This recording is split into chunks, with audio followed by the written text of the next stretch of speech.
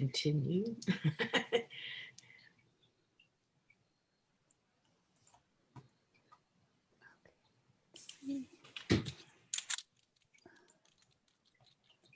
Okay, there's my agenda.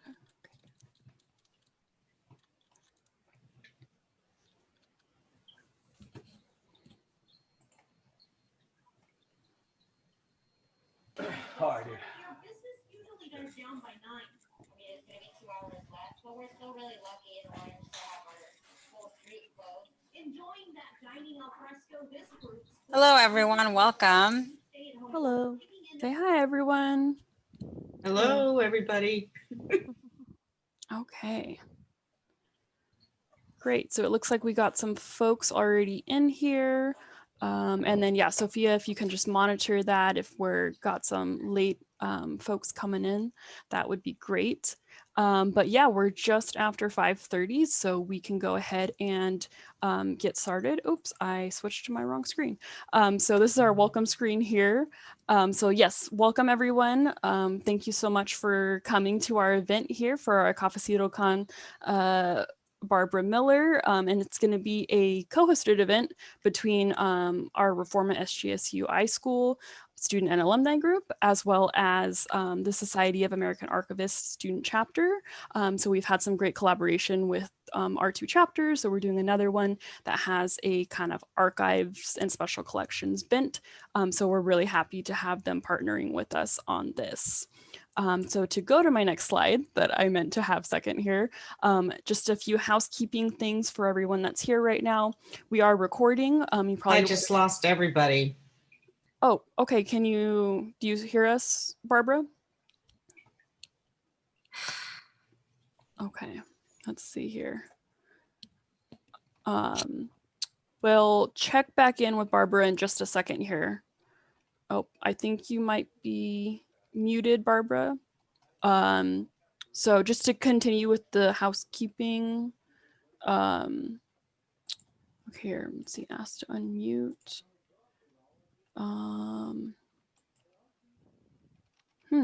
Okay, I'm not sure if we can hear Barbara right now. Well, when you muted me, I couldn't hear anybody else. Is what happened. I'm sorry. Oh, no, it's all good. Can you hear us now? Yes. Okay. I can hear you anyway. Okay, I'm sure then everybody else as well, hopefully. Okay. Okay. So we are recording.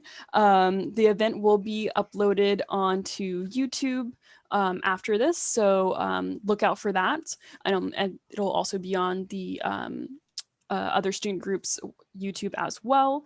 And then we are live tweeting right now, so that's exciting. So if you are a Twitter user, you can go ahead and go to @SJSU _SAASC, and you'll see some live tweets coming from them. And also the chat will be monitored for questions or issues. So if you do have anything throughout the event, feel free to put it in there. And then just to go to our next slide, we're going to do a brief icebreaker if you all want to. So the idea behind this is sugar and spice. I know I used to do this for a previous job that I had, and the idea behind it is that you can share a sugar of something good that happened this week that you want to share with anyone, as well as a spice. So maybe something that didn't go quite according to plan, or something rough you're dealing with this week. Of course, we are recording, so obviously be mindful of what you feel comfortable sharing on that end. But yes, if anyone would like to do that, feel free to turn on your mic, turn on your camera, and share with us, just so we can kind of get to know each other a little bit.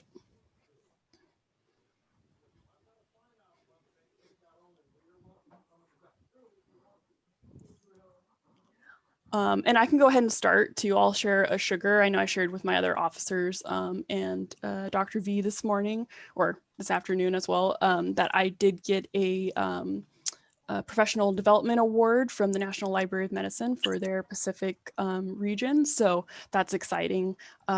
So I had a meeting with my project mentor. So that was a sugar for me this week that helped offset some previous spicy things that happened with things not working right. But yes, feel free to share if you'd like. Totally okay if you're just hanging out waiting for our presentation here.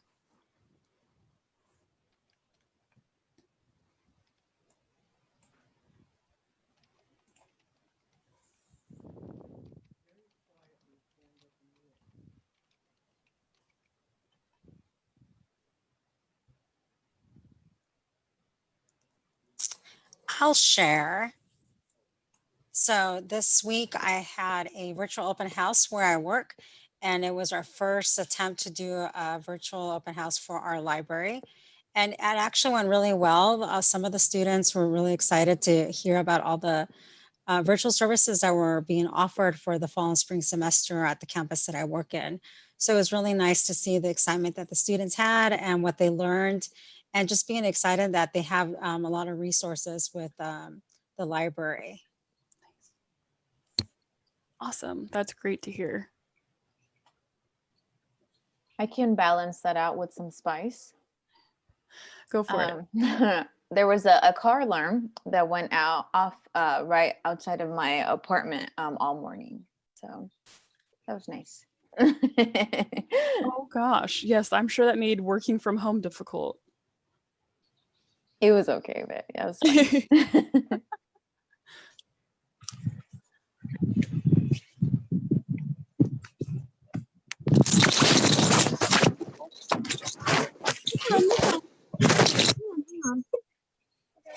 fine. Okay. Sounds like some spice is happening right now. I was gonna say, I think. We have some stuff in the chat I can share. Oh yes, please. Oh yeah, my chat disappeared. I should pull that up. So we have Natasha who shared her sugar. She said that I'm eating mango right now. That's awesome. And she also says, congrats, Renee. Oh, thank you. I appreciate that. And then, Professor Biogram is here, and she's sharing a spice as well. And she's saying, my wild dog barking at all of the right. Sorry. I think her dog is barking right now. There you go. Yes, the pet's trying to be in on the Zoom call. I had a de-escalation training that I had to do for my work that I thought was really cool and engaging and very helpful. I work at San Francisco Public Library, so it was de-escalation, but also self-care, which I thought was really cool. That was my sugar for the week. Awesome. That sounds like a really great training. I have a sugar and spice. Go for it. So my home, which I've lived in now for about 4 years, has never had any ant problems. And then I went away and came back, and there's ants everywhere. And we were like, we think we like battled it all, and they kept coming back day after day. It was like 7 days of battling ants. Finally, we figured out how to solve this problem. And so that was my spice. My sugar is that my 3-year-old son likes to run around and say, I see an ant. And I'm like, really? And he's like, no. So it's the good news is there's no more ants.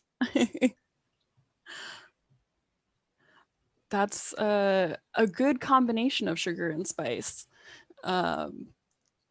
Yeah, I know I've told the other officers for REFORMA that I've been dealing with some home things as well. So I feel that of trying to make sure your living space is working and great. And yes, Rosa just put in the chat that, yeah, if you do have any background sound, we do appreciate it if you could mute, especially as we move into our presentation from Barbara here in just a minute. But before we move on, if there's anyone else that would like to share anything, feel free. I'd like to share a sugar. As of the 16th, I finished my e-portfolio. Woo! Yay, congratulations. Yay, That's a huge yay. accomplishment. I know there's several of us here that were working hard on that this semester, so that's super exciting. So yes, for anyone who's here that's submitted that successfully, congratulations. And those of you on the way there, you'll be there soon. And it's not as bad as you think, I promise. It'll be good. Yeah, it got seems folks- like it's a lot of writing, but yes, I was an English major in undergrad. I can handle it. yes, exactly. If you got through undergrad, you can handle it. And if you got through the rest of the program, you can definitely handle it. All right, well, I think we'll jump to our presentation. So first, if I can, let's see here. get to our next screen, that yes, our guest speaker today is going to be Barbara Miller, who I've had the wonderful opportunity to do an internship with, would have been fall 2019. So I interned with her and we had a good working relationship, and we worked with a special collection that she'll give you some more details on here about, but she works at Cal State Fullerton, so California State University Fullerton, and she's been working there for many years now, specifically working with the Chicano and Chicano Resource Center since I think about 1998, if I remember correctly. It's transitioned to a new name now, so maybe we can learn some more about that and changing of usage of terms and different things like that. And yes, if you have any questions while she's presenting, feel free to put those in the chat and then we'll address those during the Q&A section. And I'll go ahead and hand it off to Barbara so she can tell us a bit more about her, her work at Cal State Fullerton, and the special collection that she's been working with. Renee, before we get started, congratulations to you too. Are you going to bring up my presentation? Yes, or yes. There we go. We got it. There right we there. are. All Ready right. to go. So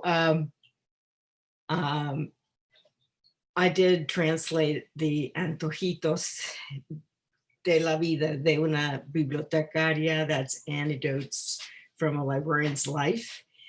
And I think I love the name of your group, Cafecito con, with REFORMA. And I'm having a rap with you today. Now you're all wondering, where did that come from? Well, back before rap was used to describe music, it described a group of people getting together informally and shooting the breeze, so to speak.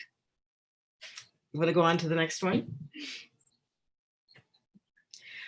Just real quickly, actually, Renee mentioned some of this stuff. I was born in San Diego, California. I spent the last year in high school living with the family in Cusco, Peru, as part of the AFS exchange program.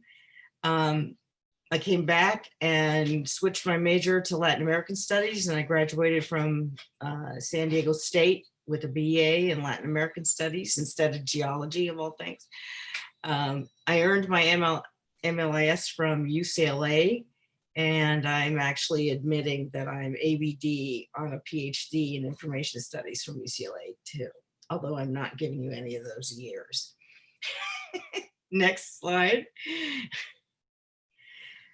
I'm actually in this picture somewhere. I don't worry about it, but this is my high school class in Peru, and you can't even find me in here, so that's the fun part. I blended in. Next. And of course, I'm a proud cat owner, and I hope nobody decides to make a fuss while I'm speaking. Anyway, next slide. Okay, now let's get down to brass tacks here. My professional life at Cal State Fullerton Public Library. I was hired as the Chicano Resource Center coordinator librarian in 1998. So that is over 20 years ago. The name has changed since then. It went through Chicano and Chicano Resource Center. And then last May, it became the Latinx Community Resource Center, so the LCRC. So I also joined REFORMA, the Orange County chapter at the same time. I've served on the executive board as the chapter. I was the chapter president of Orange County for about 8 years. And I also served as a chapter rep on the executive committee of National REFORMA. Right now, I'm currently a subject liaison to the departments of anthropology, Chicano and Chicano studies, Latin American studies, linguistics, and modern languages. And those are the ones that actually fit the most with what I know. And modern languages would be everything that they teach here except for English. All the different languages. Next slide. So I'm going to give you a minute to read this.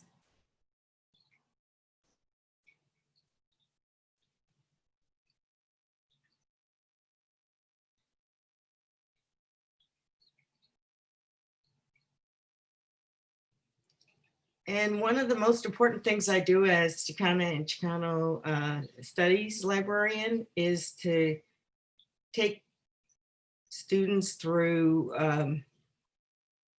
what are they supposed to be searching for? And I do both individual instruction, research, reference desk, and individual class instruction. And one of the things we always have to go over is, well, what do I put in the search box? You actually have to put all of it in.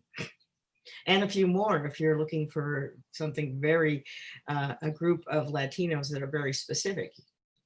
So we do spend some time in every instruction session, regardless if it's one-on-one or not, discussing the issue of, do you put Chicana, Chicano, Hispanic, Latina, Latino, Latinx, Chicanx, or Mexican American, for that matter. Next. So in addition to being a reference and instruction librarian and I was also department chair for many, many years. I finished up being department chair just as Renee came to work with me. So I finally had some time to really work with them, work with my students and interns on the Chicanx collection. Yes, it's had many names, but I decided to call it Chicanx because it's a legacy collection and the word Chicanx was always, Chicano was always associated with it. And it's our Chicana and Chicano Resource Center, our Chicano Resource Center, was founded in 1972 as the Mexico and Southwest Collection. And it was a grassroots project of the Chicano staff and students who worked in the university library. And it collected materials in all formats pertaining to Mexican Americans. The gentleman you see here is Alfredo Zuniga. He is the founding member. He was also a graduate student in the Graduate Institute of Mexican American Librarians, a librarianship. And that Graduate Institute actually was part of something called the Division of Library Science that was established in about 1970 at Cal State Fullerton, and it did not get ALA accreditation, and so it closed in 1975. But there was a library school at Cal State Fullerton, and it wasn't a branch of San Jose State. It was its own branch. So he was in graduate school, and he started doing things that he was learning in his classes.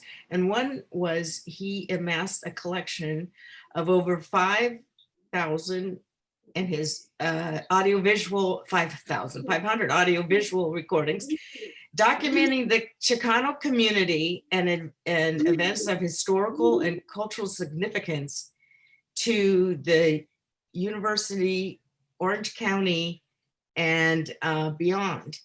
And if you'll click on the next slide. So the one we're most into right now, and it's the only one we can use right now, are the ones that are in our digitized audiovisual collection. But when I arrived in 1998, this is what it looked like. These obsolete media recordings, and we didn't even own any of the working machinery that actually was needed to play them. But I was just fascinated by all the labels such as Angela Davis, Cesar Chavez, Dennis Banks, Sal Castro, Bert Corona, Corky Gonzalez, and David Sanchez, who were all activists that I knew about from the civil rights movement of the 1960s and 70s. So what were they doing in conservative Orange County, California? And I will admit this to everyone, that I got, the star in the eyes thing, because there's a whole set of oral histories that were done with ordinary people. Mostly, actually, Alfredo Zuniga was from La Habra, so many of them are from La Habra, but they are from other places in Orange County, and those are just as fascinating. So I'm now starting to reprioritize exactly what we're doing. But I was intrigued by all those names, and of course I've used those names to get other people's attention to the collection. But I had no background or training in the processing, preservation, or digitization of obsolete media. Years ago in library school, I'd taken some preservation courses, but they only in passing handled this kind of thing, and we weren't to the level of digitization that we have now.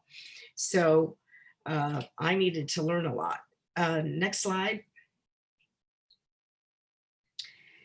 So the first thing I did is I needed money to digitize all these things. And so I applied for various times for 2 internal intramural grants, and for $5,000. And I was able to hire the COPH, which is the Center for Oral and Public History, which is a well-known institute in at Cal State Fullerton, and I was able to hire them to digitize 80 oral histories and other reel-to-reel oral recordings.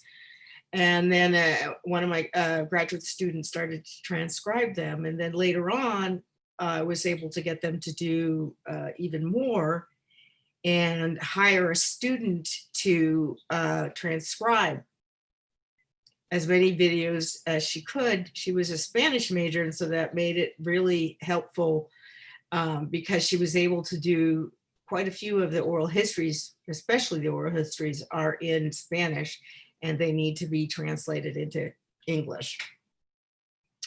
And then through our special collections, I heard about and was able to participate in the California Audiovisual Preservation Project, CAVPP, which is now known as California Revealed.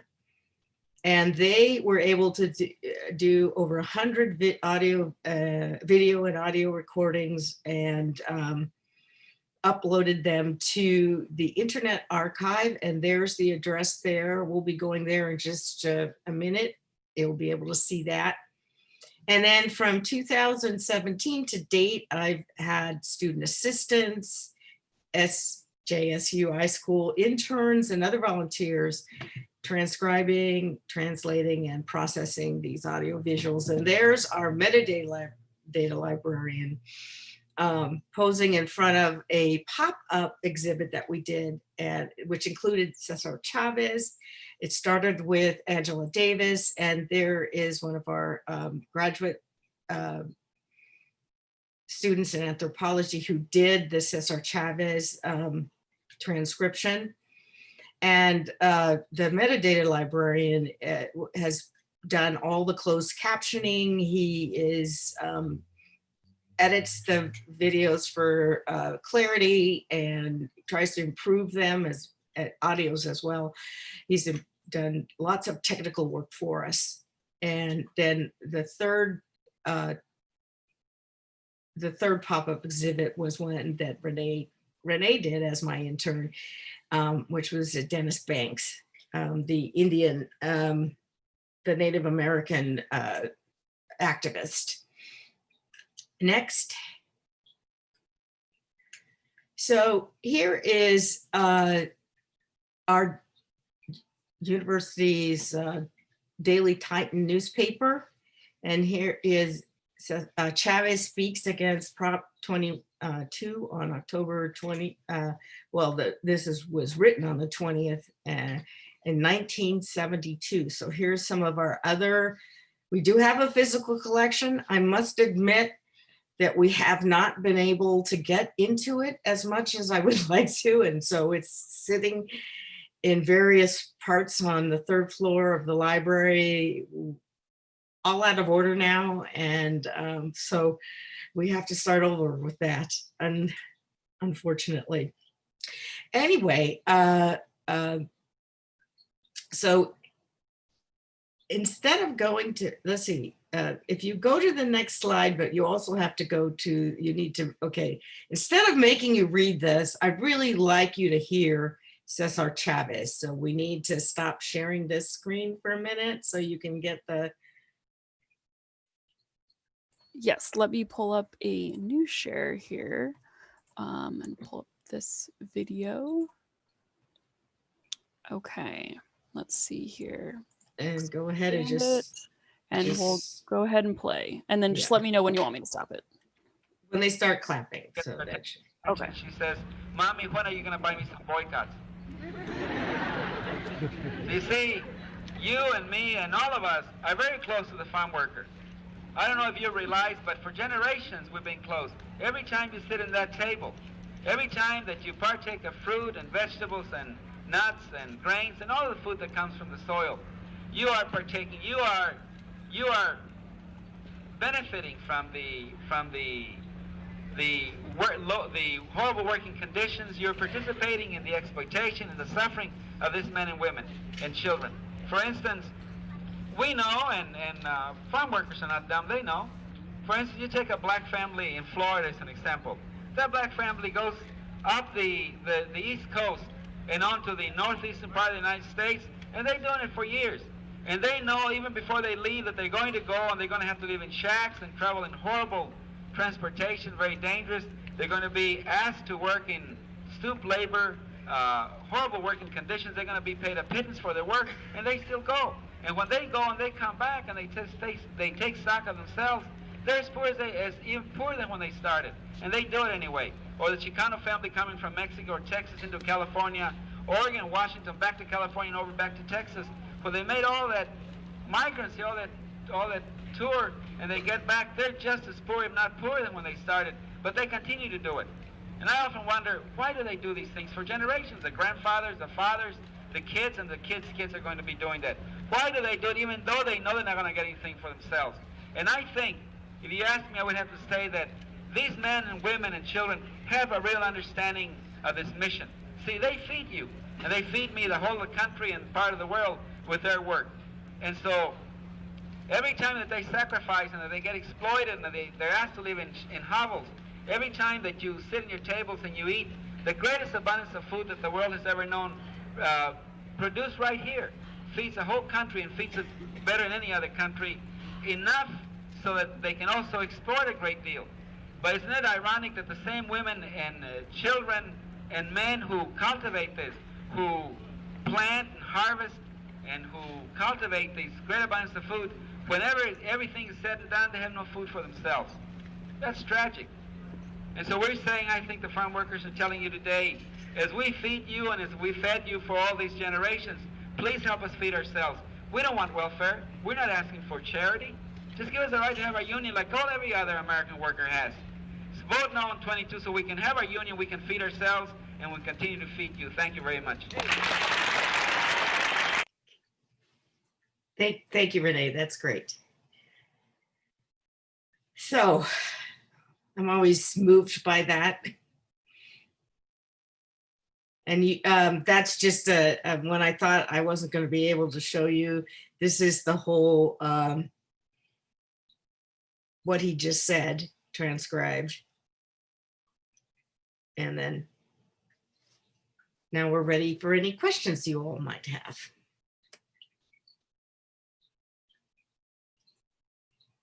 I like some of the comments I'm seeing in the chat about never having heard Cesar Chavez speak before. There's a lot of you that probably haven't.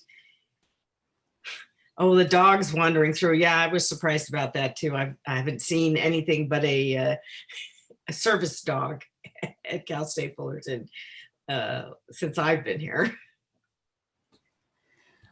Yes, awesome. So I'm actually having a little bit of trouble pulling up my chat at the moment. So if our chat observers could help us out, that would be great. Or we can jump into some questions that we had made. There's no questions in the chat right now, Renee, so we can probably go ahead and get started with one of the questions, and I'll just continue to monitor. Okay, awesome. That'd be super helpful. Thank you, Rosa. Oh, we just had someone Okay, awesome. pop a question. So Allison asks, how do you instruct students on what terminology to use with Latinx populations? It's I kind of try to make it easy on them that they need to use a variety of terms. Like most of the terms, I show them how to build it's using or in a Boolean search. I teach students to type in Chicano asterisk or Latin asterisk or Hispanic asterisk or et cetera, et cetera, et cetera. And the reason I do that is I tell them that you never know which term you're going to find the best articles on until you actually see those articles. And I also tell them that regardless of what you have to search for, when you're writing, you use the terminology that you're most comfortable with and that you have. It's really something they have to talk to the professor about. And usually I'm instructing with the professor in the room or on the Zoom, he or she is probably, they are probably covering the chat while I'm teaching. And so we will talk to each other about this and how so it's a conversation. That's how you do the terminology. And not just that terminology, but also the terminology that you use can actually bias your search. For example, the difference between undocumented and illegal alien. Definitely. Excuse me. So we did have another question that was sent over to us that we have. They wanted to know how you identify yourself. You mentioned that you studied somewhere, and are you Latina or? I am not a Latina, but and so I don't lay claim to that. But I've grown up in Southern California, and when I came back from Peru, I was there for a year, and I've gone back. This family became partly my family, and I started to notice things that I'd never noticed before before I had gone to Peru. Did you know all white people look alike? That's the joke I always tell people, because when I came back from Peru, I was really overwhelmed by the idea that, yeah, what I'm looking at, all these white people look the same. No wonder. Also, it made me question, like, when I looked for the history of California classes, they were all skewed towards, they aren't now, but they were when I was going to school, they were all skewed toward the US history. And as an afterthought, they talked about the Spanish and Mexican and indigenous origins of the region. And then all of a sudden, after we became a state, all those people disappeared from the history. Like they weren't there anymore. And of course they were. And I found that I kept searching for that. And that's why I ended up in Latin American studies. And I studied border studies as well at the US-Mexico border. So that is my background, but I'm a German Jew is what I am. Thank you for answering that question and for sharing some of your experience living in Peru and how it changed when you came back, your perspective, and just noticing different things, and especially about the history that's taught through our educational system, how that's also changed through the generations, At least in some places. at least in some places, correct? Yeah. I'm seeing a question about, does that mean the metadata for all related resources have been updated, or do you really have to search all those terms in order to get all the relevant results? Yeah. It's one of those things where you can just do an experiment in Academic Search Premier or some other large across the board database that covers a whole bunch of different subject areas, and build your search and see how many results you get. And as you add all those ORs in, see how it changes the number of results you get. You will see some interesting changes to the results. Now, if you're looking for like Salvadorans or a specific group, you can just search on that specific group. And yes, in these in the metadata, they've often chosen the word Hispanic, and so that ends up being the term, but that's not, none of those terms are accurate about covering the entire experience and then the entire ethnic groups that make up, we have Chinese Latinos, we have Afro Latinos, we have so many other groups, and there's indigenous peoples, many we have, and here in Los Angeles we have many Mayans who they're pure Mayans. They don't have any Spanish blood. Their first language is not Spanish, and they learned Spanish as a second language as well.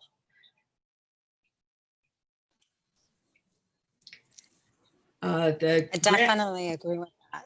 Yeah, yes, it was hard and challenging to get the grant funding, because as a librarian, you'll run into this often in an academic environment. They've written all of their internal grants for the teaching faculty and research faculty, and until they opened it up to more creative activities, our universities realized that they need to look further than just a NSF style research grant for the sciences. They need to look beyond that. And I also served on those committees as a faculty member. And so I got the inside scoop on how to write a good grant proposal. So that's another thing that you need to do when you're looking for grant money, is figuring out what is the secret. And I've also been now, because I've been on these committees several times, I'm also influencing what they say. So that's another thing as you move up and people start to know you and respect you and realize that librarians are really smart people, and we are, then they're very, very open to the things we have to say, because we have a broader perspective than just the narrow disciplinary perspective that's often found in the departments. And I have an even broader one, because I come from an interdisciplinary, multidisciplinary background with the Chicano studies and Latin American studies. But that's a really good question about that grant funding.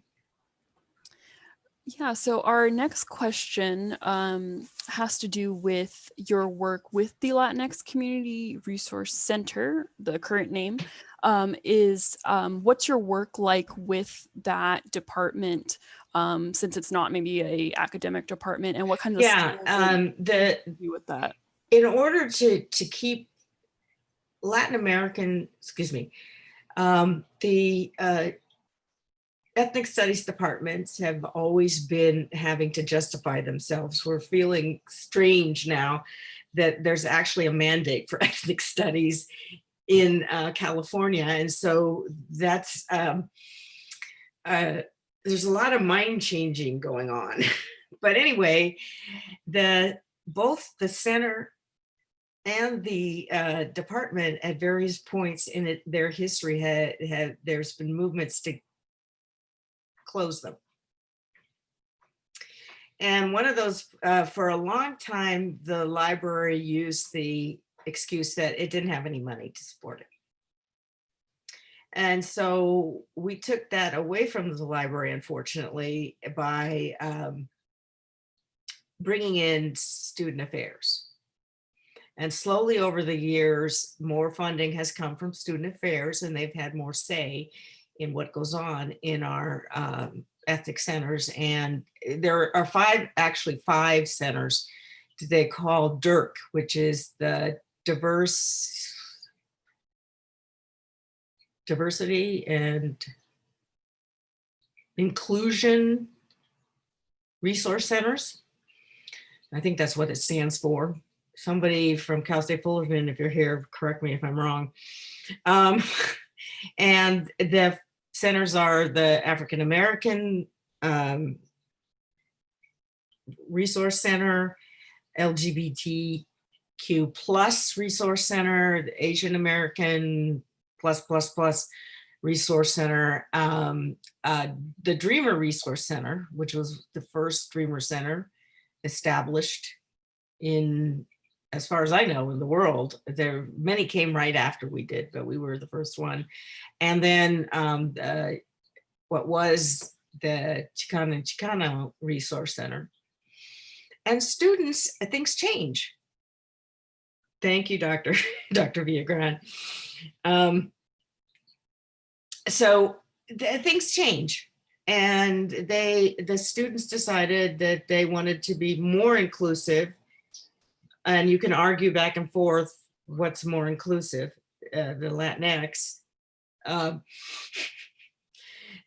And that's an issue. You know, no one really wants to decide. And I'm certainly not going to be the person that decides what people call themselves. So anyway, so it became the Latinx Center. And I work with them. They refer students to me who are, and I've done presentations on how to use the library. Now that we have all these centers together in one spot in the library, we kind of, and there's a liaison librarian to each of those centers, we've kind of combined our resources and work together to put together programming for the centers. And now that we're kind of out, it's really hard when they're closed. We get the newsletter comes in, they remind people to please be sure to check with the librarian. And the students that come to the center are not necessarily in my area of expertise. So I also refer them to the liaison library for their major as well. So this is a group activity, and hopefully we'll be able to get back on track when we're back in the building and students come back. But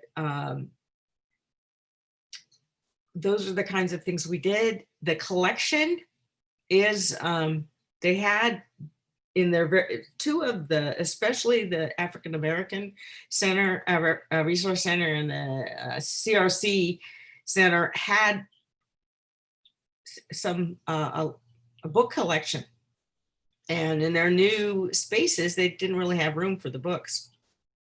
So we're in the process of processing all the books that were in all of the centers to try to create, and we're going to try to create a special collection that sits in the area right in front of the center, in the lobby that's there, in the atrium that's in front of the circulation desk, and eventually have a collection there, but that's all stopped because of things that are not being able to be in the building. So that's another thing, is having that collection. Then this Chicanx collection is actually a separate special collection in special collections that is just getting included in the special collections, because for all this time prior to the last few years, even though they actually kept some of our stuff there, they actually didn't, it wasn't part of the special collections. And there may be more than one reason why that happened.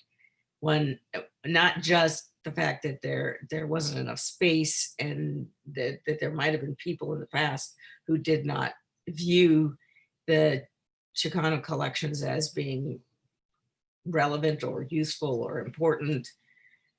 And we're finding that the special collection itself is lacking a whole bunch of historical documentation that it should have.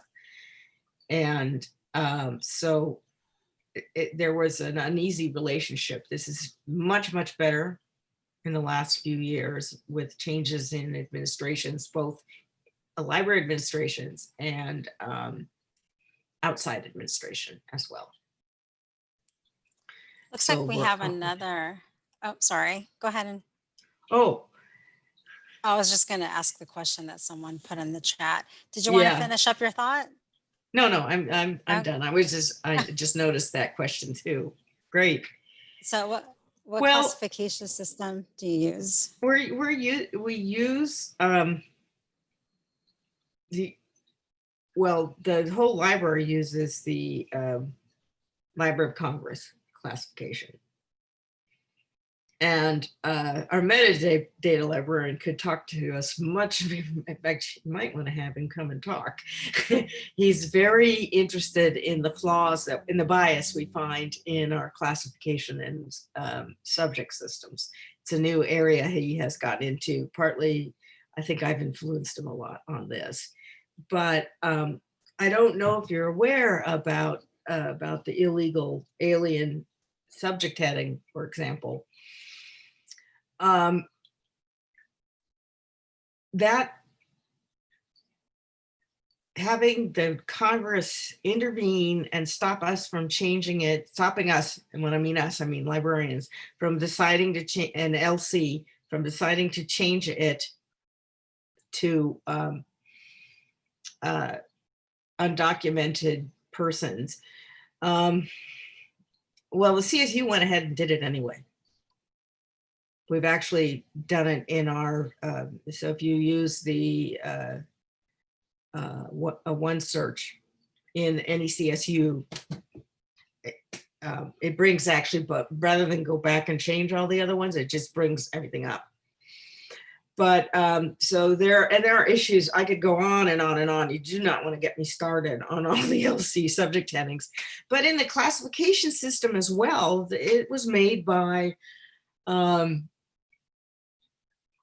rich white men with a European background in the 19th century, and its origins are even earlier, but and the whole classification system is set up so that that there's a whole bunch of areas that are too small for the production today. It's not, obviously we call it the ghetto. So that I call it the ghetto. Maybe I shouldn't tell everybody, but there's so many places where you would normally expect to find, and the one example is you do not find non-Western, not the big three. Also, most of the recognized religions by the West are in the B classification, along with philosophy and psychology. Don't ask me why but you have to think like a Thomas Jefferson or somebody like that to figure out why those are there. and yet all the religions from indigenous religions, other less well-known religions from from Asia and certainly from Africa are all put in an anthropology call number. And so why, I ask?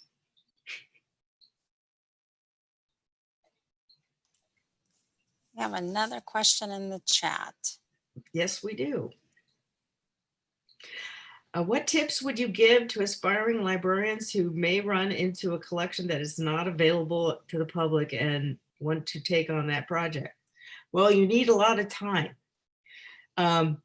This collection is not yet available to the public, except the stuff that you can see on the Internet Archive, and a whole bunch of stuff needs to be corrected in the metadata on those things.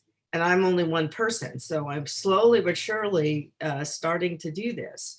But we are waiting right now so that we can get the transcripts and the translations and other information and connections to other material in the collection.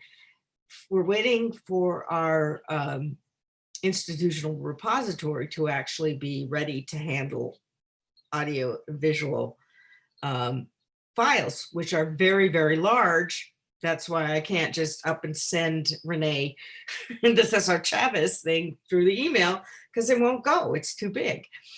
And so for this to really work, I have I see one of them's here today.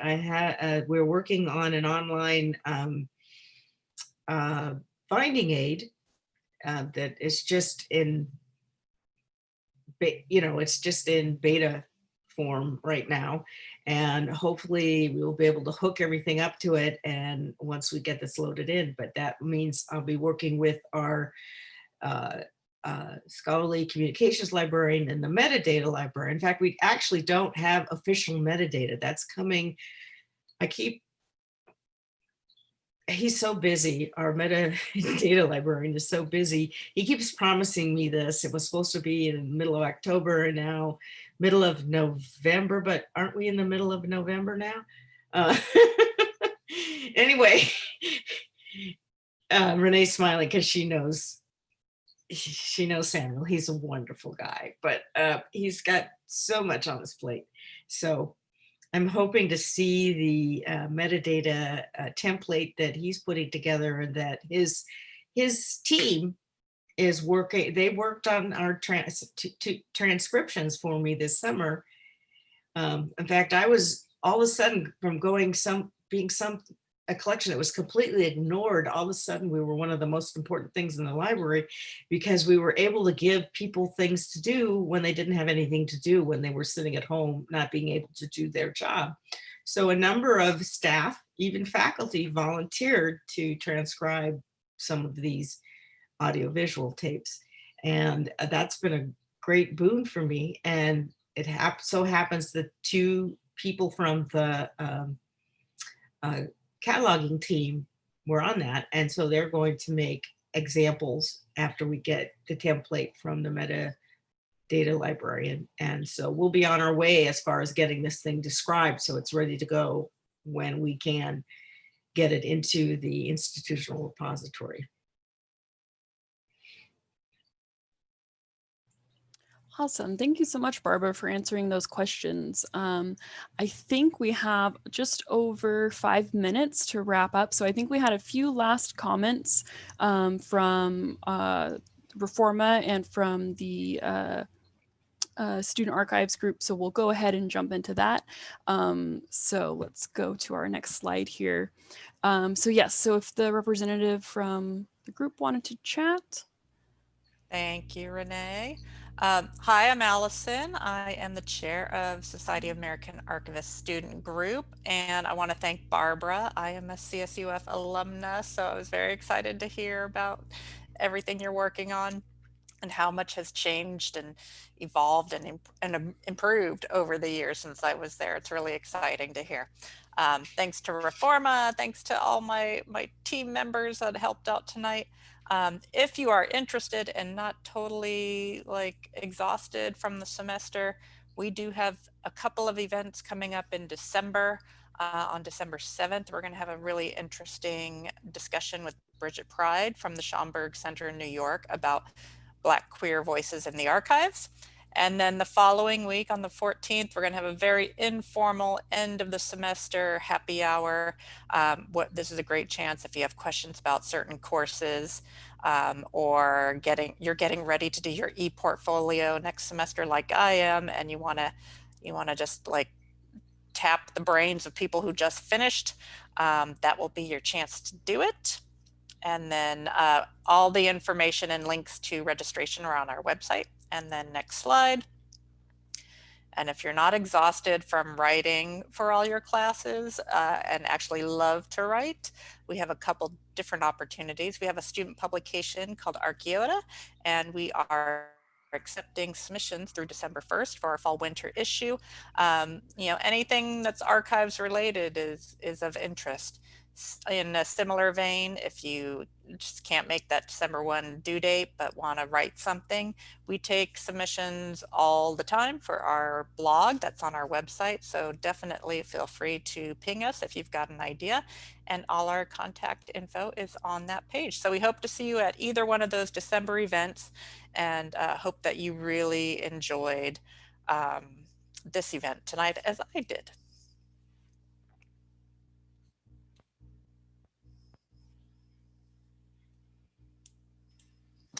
Hi, everyone. This is Rosa Rodriguez with SJSU REFORMA. I'm the current president.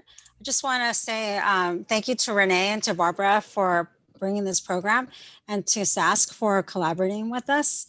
And just also, if you have not joined REFORMA, it's not too late to join us. Please visit our website to get more information and to fill out our form. And also, if you are interested in submitting a blog post, you can visit the website, during Christmas break, or the holiday break, if you are just wanting to get your creative minds going, please submit a blog for us. And also, we are continuing our Cafecito con series in the spring. So if you're not following us on our social media platforms, I encourage you to do so, just to stay in touch and stay connected with us, and hear about all of the events that are coming up. And Barbara, I just want to say thank you. It's been a pleasure talking to you, learning about all the work that you do with the Chicanx collection.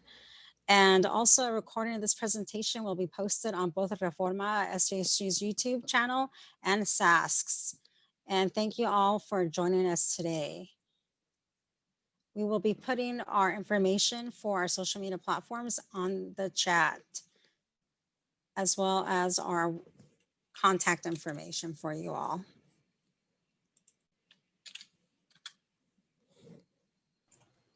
Awesome. Thank you for wrapping us up there, Rosa. So yes, thank you all for attending. I think we hit it right on the dot here at 6:29 at least on my time.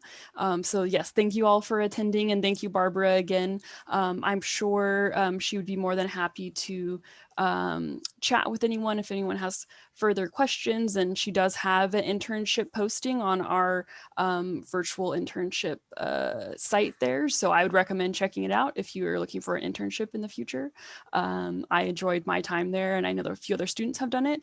And then I would just note too that we will have probably scholarships coming up from different REFORMA chapters in the spring. So I'm a big proponent of that. I've gotten the national one and the OC chapter one. So definitely check out our website there for under resources. There are going to be links to the different REFORMA chapters that offer scholarships.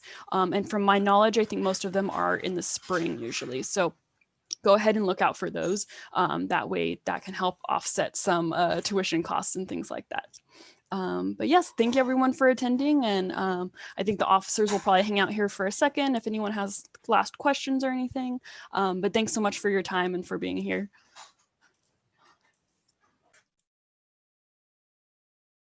Thank you.